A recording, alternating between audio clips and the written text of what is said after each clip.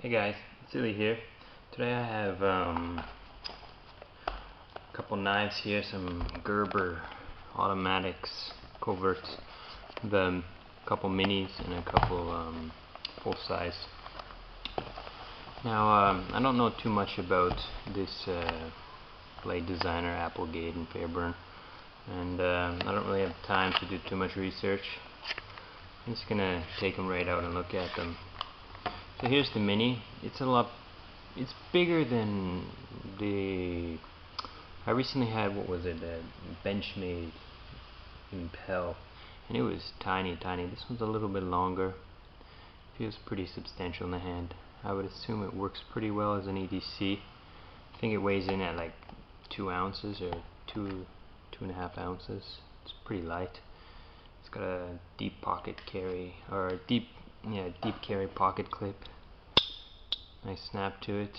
Now I have already opened these and taken photos of them, and when I first opened this, I pressed the button and she didn't spring open. Now this one, you can see I've given it a slight wipe down with a cloth, but I don't know if you can make out any of that. There's still a little bit of dust on the oil. Now of course oil is important to protect it, and you would expect them to give oil with it. Let's see if I don't think I opened this one, so maybe I can show you what I'm talking about. No, this one's clean too. Basically, the problem, you will see it in the photos, is that there's a pooling of the oil in around this area. You might be able to see it on one of these larger ones. Let's see what we have here. Yeah, you can see there's a bit of oil pooling there. Now this is not a problem on this one, but when I tried to open the small, it actually wouldn't respond to the pressing of the button. I fully pressed it in, and it just didn't open, and I had to actually get my fingers inside and give it a little bit of help. And then, now it just opens perfectly. So I think maybe that pooling of oil had created a suction and held the blade in place, but it opens now with no problems. Nice good snap to it. Yeah, this is the one I wiped down. That one I haven't wiped down yet. As you can see, once again, the pooling. Now when I take a look at these guys, let's look at the little one first.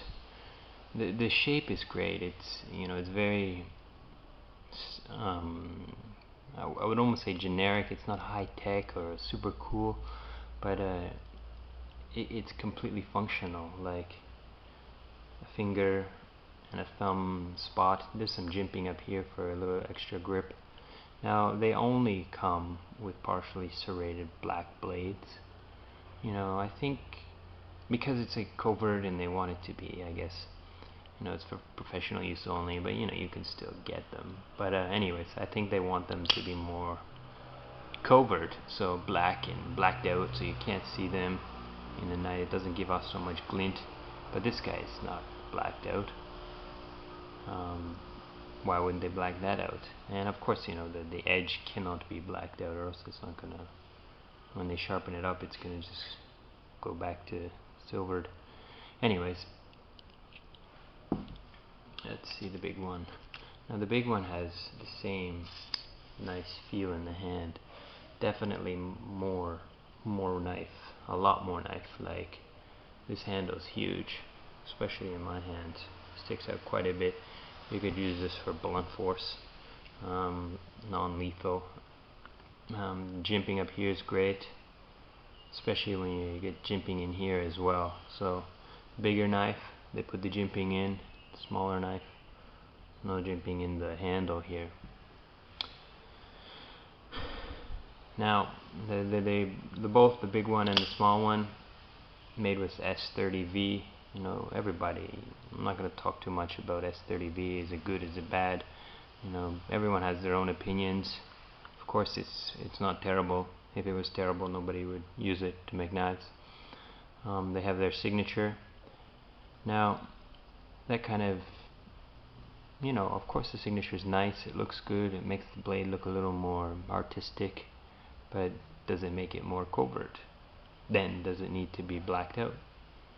Now the one thing about the small that caught me as a little bit off is the logo here. If you look, the logo is very, very, very close to the edge, almost touching. So after a few sharpenings, it's going to get chomped in a way. And in addition to that, the Gerber logo doesn't say Gerber USA, but S30 USA. And then the back side, this one has Covert serial number. I'm not exactly sure if these serial numbers match up. Let's check. Yeah, it's like a model number, I guess, for their blades. When they're making all the blades, they know which one it goes in. But my point is that this one has nothing written on the back side, and this one's got some on the front side. Now also, if you compare the this one has the logo, this one does not have the logo anywhere, and the Gerber font is different on the handles. I'm not sure if you can see the difference. Yeah, there we go. You can see the font is actually different. This handle has a little bit of a cutout, reduces the weight. This one not. This handle, this knife is brand new. It has never been used. I opened it merely for pictures. But if you look at this clip, it's got quite a bit of discoloration, as if it's been used, but obviously it's not. Perhaps they want that, maybe that's the desired effect, but it definitely doesn't look crisp and pristine. Let's see if they both have the same problem. Yeah, they both been look like they've been stonewashed slightly, kind of thrown around, made, and then tossed into a bin. On the small version. Yeah, see, the small version has none of that discoloration. I wonder why. Now the handles, these handles, they're aluminum, so I don't think they need any kind of frame inside there. Like aluminum handles, they're tough, they're strong.